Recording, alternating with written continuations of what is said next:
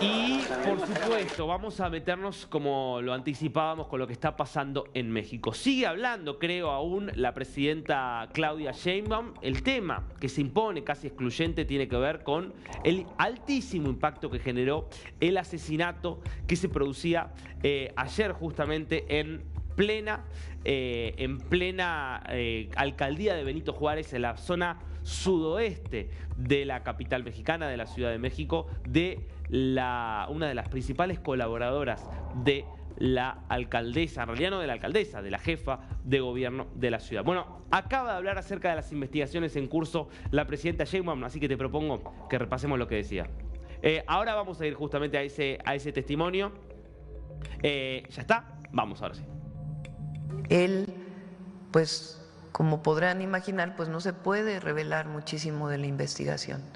Entonces hay que ser muy responsables y tampoco se puede especular, porque también le gusta mucho a la comentocracia estar especulando. Entonces, lo que llamamos es a la responsabilidad de todas y de todos, y que se espere a las investigaciones y a la información que vamos a estar dando junto con el gobierno de la Ciudad de México, porque esta es una investigación conjunta con las instituciones de la Ciudad de México y nosotros estamos apoyando en todo lo que se necesite. Esperemos a que salgan las investigaciones que nos van a decir pues exactamente, primero que lleven a la justicia a los autores materiales y a las causas de este trágico acontecimiento. Pero nosotros, responsabilidad, la presidenta siempre va a ser responsable. Eran las 7 de la mañana de ayer lunes, justamente en la alcaldía de Benito Juárez.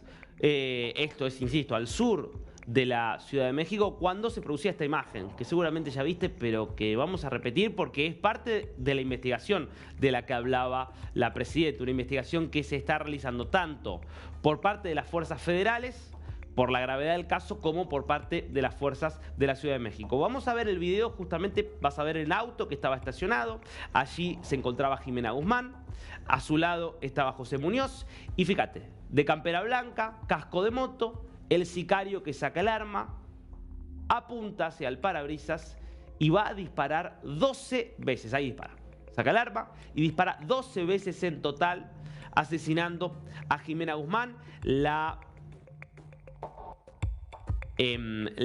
secretaria privada de la jefa de gobierno Clara Brugada, y a José Muñoz, que estaba a su lado, asesor también de la jefa de gobierno. Como lo sabemos por otras imágenes de cámaras de seguridad, el hombre que guarda después el arma se sube a una moto que estaba ubicada a poquitos metros y se va. Se especula con que había también otro vehículo aparentemente funcionando de apoyo para esto, que fue un ataque muy bien planificado por los asesinos expertos que lamentablemente abundan en un México que está bajo el acecho de los grupos criminales. Quiero que veas las imágenes de las dos víctimas que evidentemente, bueno, acá primero la podés ver a Jimena Guzmán, que evidentemente no tenían custodia, como lo podés ver allí, y ni siquiera se movían en un vehículo blindado. Me parece que este es el dato. Ahí la podías ver justamente junto a Brugada.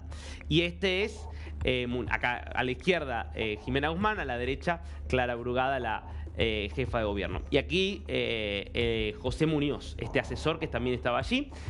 Insisto, sin protección, con un vehículo que no es blindado, lo cual es hoy una de las razones por las cuales esto se está investigando. Porque es un asesinato que es imposible no interpretar como un mensaje hacia Sheinbaum, como un mensaje hacia Brugada, pero en última instancia también uno lo puede interpretar como un mensaje hacia Sheinbaum. ¿Por qué? Primero, son del mismo partido. Recordemos que la Ciudad de México es el principal bastión, es el corazón de Morena, que es el partido de la presidenta y que era el partido de Andrés Manuel López Obrador, su jefe político, hasta que el año pasado ella toma la posta después de ganar realmente de forma abrumadora las elecciones del año pasado. López Obrador fue primero jefe de gobierno de la Ciudad de México y desde allí lanza su plataforma política nacional. Y Sheinbaum fue primero colaboradora de él en la jefatura de gobierno de México y luego ella misma jefa de gobierno de la Ciudad de México, y también fue esa la plataforma que la catapulta hacia la política nacional y hacia ser hoy la presidenta de la nación. Brugada es una colaboradora de ella. Entonces, no es cualquier asesinato, es el asesinato de la secretaria privada, de la gobernadora de la ciudad más importante del país y una de las ciudades más importantes de América Latina, pero que además tiene vínculo directo con la presidenta de la República. Por eso me parece que es algo para mirar con mucho detenimiento, porque además, más allá de que los asesinatos políticos se están volviendo un problema recurrente en México, se estima, hay algunas estimaciones que hablan ya de 100 asesinatos políticos en lo que va de 2025, contando funcionarios, candidatos, figuras políticas, referentes de distintos espacios, casi todos de nivel local, porque lo que vemos en general es cómo los narcos manejan mucho la política local, porque es la que controla el territorio, y es allí donde intervienen. Recordemos, el año pasado hubo elecciones en todo México, en todos los niveles de gobierno, y por lo menos 37 candidatos a alcaldes fueron asesinados, de forma tal de que los narcos terminan manejando las campañas, o porque compran candidatos, o porque matan a los que no se dejan comprar, o porque matan a los que son de facciones rivales. Entonces, es una política local que es prácticamente ya manejada por el narcotráfico. Ahora, esto está empezando a saltar ya al nivel de la política nacional. Yo quiero que veas lo que viene siendo la situación de la violencia en México ya desde hace varios años. Insisto, porque estos son datos que yo te doy acerca de violencia política, es decir, de asesinatos que están muy en línea con objetivos del crimen organizado que van en contra de altos funcionarios políticos. Ahora, la situación general de los asesinatos en México es verdaderamente dramática, más allá de que López Obrador se jactaba de que había habido en su momento alguna disminución. La realidad es que el sexenio de López Obrador termina siendo el sexenio con más asesinatos en la historia de México. Yo creo que veas la evolución en los últimos años de los homicidios totales. Acá hay algunos gráficos que toman, por ejemplo, solo los homicidios dolosos, los asesinatos, es decir, intencionales. Acá tomamos todos los homicidios, por eso te va a dar números un poquitito más arriba de los que ves en otros lugares, pero la tendencia es la misma. Vos fijate cómo en 2015 tenías 31.000 homicidios, esto sube, para ubicarnos, digamos, Andrés Manuel López Obrador asume en 2018, es decir, ya estaba en alza los homicidios. Hay una estabilización, si querés, pero es una estabilización, fíjate en qué niveles: 44.000, 43.000, 43.000, 42.000. Había bajado levemente a 42.017 en 2023. Volvieron a subir los homicidios en 2024. Estamos hablando de una tasa, si tomamos la tasa de homicidios cada 100.000 habitantes, de más de 20 homicidios cada 100.000 habitantes. Está bien, vos me podés decir, es la mitad de lo que tiene hoy Ecuador, que es el país que está más complicado en materia de seguridad. Sin duda, no es el país con, o uno puede decir, no son los 100 que llegó a tener El Salvador. Perfecto, pero estamos hablando de un número que está por encima del promedio de América Latina y que está entre los más grandes. Y esto no contempla además las desapariciones de personas, que sigue siendo un problema recurrente en México.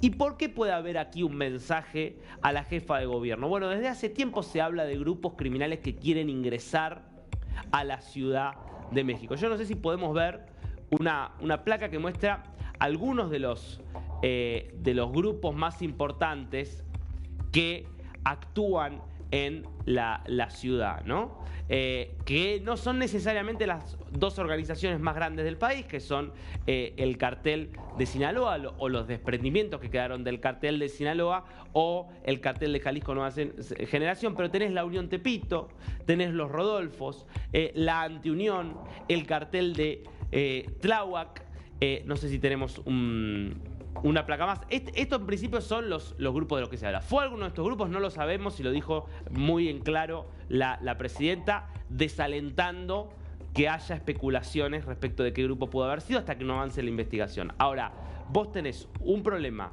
de narcotráfico enquistado, de crimen organizado enquistado, y también uno se puede preguntar, y se lo vamos a trasladar ahora a nuestro entrevistado, que te va a resultar muy interesante poder escucharlo, si esto puede ser también un mensaje a que hay reportes que hablan de un gobierno nacional que presionado por Trump, que amenaza y amenazó con todo tipo de medidas si no disminuía la llegada de migrantes, pero si no disminuía también el ingreso de droga por la frontera con México, que a partir de esa presión está haciendo y ejerciendo mayores intentos de controlar el crimen organizado. ¿Puede ser también esto una respuesta? Bueno, se lo vamos a trasladar esto a David Saucedo, que es especialista en seguridad y que está desde la Ciudad de México. David, ¿cómo le va? Aquí Darío Misraji lo saludo.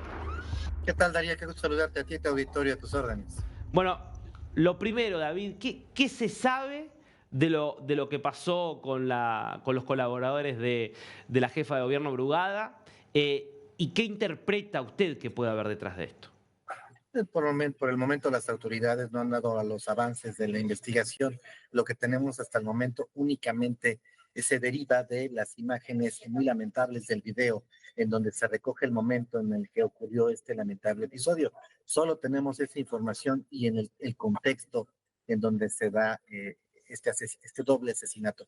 Como tú bien señalabas al principio de esta conversación, hay una serie de mafias locales, las que aparecen aquí en pantalla, más grupos de macrocriminalidad que operan en la Ciudad de México. Los principales son el Cártel de Sinaloa, el Cártel Jalisco Nueva Generación, la Nueva Familia Michoacana y durante alguna época el Cártel del Golfo. De acuerdo con la escena del crimen, el modus operandi, con ataques previos que habían tenido autoridades de la Ciudad de México, es de suponer que en efecto el crimen organizado es quien planea y realiza este ataque en contra de integrantes del primer círculo de colaboradores de Clara Brugada. Se aprecia con claridad que los colaboradores no contaban con un diamante de protección, no tenían una escolta armada, a pesar de ser integrantes del primer círculo de la jefa de gobierno, tampoco tenían un vehículo blindado. El arma con el cual se ataca a los dos colaboradores es un arma semiautomática, no es de grueso calibre. Un blindaje 3 habría sido suficiente para evitar que perdieran la vida, habrían podido evadirse. Sin embargo, de manera preliminar se sabe que la cámara que estaba del sistema de videovigilancia que tiene la Ciudad de México, la cámara ubicada justo en ese punto en particular, había sido inhabilitada. Es decir, un sicario profesional, un doble vehículo, uno en el cual puede escaparse la persona, otro en el que cambia en un punto ciego, la cámara desactivada. Todo esto huele a crimen organizado, es decir, un ataque preparado con anticipación y que se realiza justo en el momento en el que en el Palacio Nacional, cuando la presidenta de la República, Claudia Sheinbaum, va a dar una conferencia de prensa con una serie de métricas, de logros, un discurso, una narrativa que están construyendo las autoridades en México desde hace tiempo de una supuesta victoria que tienen las autoridades estatales y federales en contra de la delincuencia. Justo en ese momento, un evento de alto impacto desmorona esta narrativa de victoria. Es decir, desde hace tiempo, el gobierno de Claudia Sheinbaum nos viene diciendo que el gobierno está ganándole la batalla a la delincuencia. Si esto es ganarle la batalla a la delincuencia, no me quiero imaginar qué sería estar perdiendo.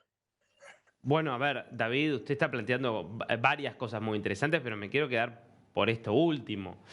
Usted está planteando, se estaba haciendo un anuncio, porque efectivamente el asesinato se produce al mismo momento en que se producía la mañanera, la conferencia de prensa matutina de Claudia Sheinbaum. Y en ese contexto, lo que usted está diciendo es, justo allí es que se produce un asesinato de alto impacto. Usted entonces se está planteando que esto, más que contra Brugada, la jefa de gobierno de México, era algo que directamente apuntaba a enviarle un mensaje a la presidenta.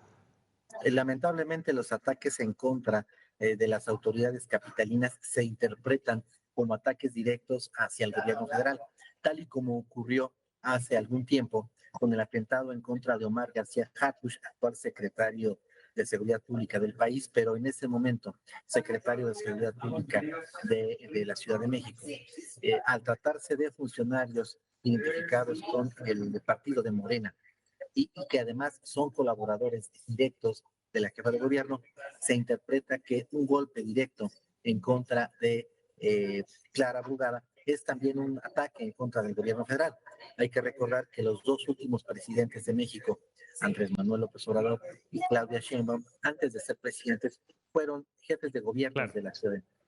De ahí que la popularidad de Clara Brugada, que de por sí ya manifestaba un descenso en todas las encuestas de opinión de medios independientes, ahora con esta reacción tardía frente al ataque de dos de sus colaboradores, es de suponer que también se va a afectar sus niveles de aprobación entre la población, no así la popularidad de la presidenta Claudia Sheinbaum, que tuvo una reacción inmediata, en tiempo real, cuando le comunicaron este lamentable suceso. De inmediato en la conferencia mañanera ella hizo un pronunciamiento y fue dictando línea editorial, mientras que en el caso de Clara Brugada pasaron casi 5 horas hasta que finalmente salió a una conferencia de prensa a dar el pésame a los familiares y a comentar qué es lo que había sucedido por la mañana. Ahora, David, considerando esto que usted está planteando, veíamos antes estos grupos que son más de acción más local, si podemos volver a poner la placa para identificar estos 4 grupos, y usted después hablaba de los grupos que ya son los grupos que están a cargo del macro delito, el crimen organizado más fuerte, ¿no? Esto, la Unión Tepito, los Rodolfo, los Santuñón, el cartel Tláhuac, que estos son grupos más locales, y después obviamente está Sinaloa, está el Jalisco Nueva Generación, está la familia michoacana. La sensación que da es que entonces esto apunta más a grupos más grandes, con ambiciones más grandes. ¿Cómo lo ve usted? Sí, lo más probable es que haya sido un grupo de macrocriminalidad, algunos de los cárteles nacionales con presencia en la Ciudad de México, pero eventualmente que se hayan apoyado en algunas de estas mafias locales que tú mencionas. Normalmente los ataques que se realizan por sicarios profesionales se hacen con el respaldo de las estructuras criminales locales. Con el resto debido a que conocen a las policías locales de México, porque conocen perfectamente la ciudad, las rutas de escape, porque tienen casas de seguridad y porque son de bajo costo. Se puede contratar a un sicario que pueda realizar, un sicario profesional, que pueda realizar esta labor en cosa de segundos, como se puede apreciar en la imagen, sin que las autoridades puedan capturarle de inmediato. De acuerdo con las informaciones más recientes que están circulando ahorita por la mañana, el segundo vehículo en el que se trasladó el sicario que cometió este asesinato ya fue encontrado y aparentemente se encuentra refugiado en alguna zona muy difícil, de muy difícil acceso del Estado de México. Está además decirte que ahorita es una prioridad nacional la localización de los autores materiales e intelectuales de este ataque. Sin embargo, si fue un grupo de macrocriminalidad el que ordenó el ataque en contra de colaboradores cercanos de Clara Brugada, los autores intelectuales necesariamente tendrían que ser personajes como Nemesio Ceguera, alias El Mencho, líder del cártel Jalisco Nueva Generación. Y veo muy complicado que las autoridades federales de México, aún con el respaldo y el apoyo de las autoridades de los Estados Unidos, puedan detener y poner en custodia al Mencho, que respondería con actos de narcoterrorismo, como ya lo ha hecho en el pasado con intentos análogos de captura en su contra. Última pregunta que le hago, David, y lo libero agradeciéndole por su tiempo. Usted decía, ¿quieren las autoridades presentar una narrativa de que están controlando la situación del crimen organizado? Es evidente que esto no es así. La situación lo muestran las estadísticas de homicidios, lo muestran este tipo de eventos. Ahora, ¿cambió algo a partir de la presión que empezó a llegar desde Estados Unidos, la presión tan fuerte para que disminuyera el ingreso de droga? ¿Esto llevó a las autoridades a de alguna manera tratar de apretar un poquito más las riendas en contra de los grupos criminales? ¿Cómo cambió el panorama a partir de eso? Sí, por supuesto, la presión de Donald Trump, sobre todo las amenazas de aranceles, impulsaron al gobierno de México para que incrementara los decomisos, las capturas de narcotraficantes de alto perfil y para que se entregara en extradición a aquellos narcotraficantes mexicanos que ya estaban en custodia en el sistema penitenciario, en las cárceles de México. Sin embargo, todavía el impacto sigue siendo marginal. Te pongo un ejemplo. quizá antes de Donald Trump había un decomiso de 5 toneladas de fentanilo. Ahorita quizás se duplicaron los decomisos, subiendo a 10 toneladas, pero todavía siguen entrando 100 toneladas de fentanilo. Es decir, el 90% de las drogas ilícitas que se están enviando de México a los Estados Unidos siguen pasando. Solo se tiene un impacto real en el 10% de los envíos de la compra-venta de droga de México hacia los Estados Unidos. Eso es lo que está ahorita en juego. Lo que se disputan son los márgenes. El impacto de las estrategias de seguridad es reducido. En el mejor de los casos, la DEA, el FBI, la Homeland Security, todas las corporaciones de seguridad pública en México, en el mejor de los casos, logran frenar solo el 15% del grueso de la droga que se produce y se envía a los Estados Unidos. David Saucedo, clarísimo. Muchísimas gracias por este tiempo con DNews. Seguramente lo estaremos volviendo a molestar en breve. Con todo gusto, Darío. Te mando un abrazo.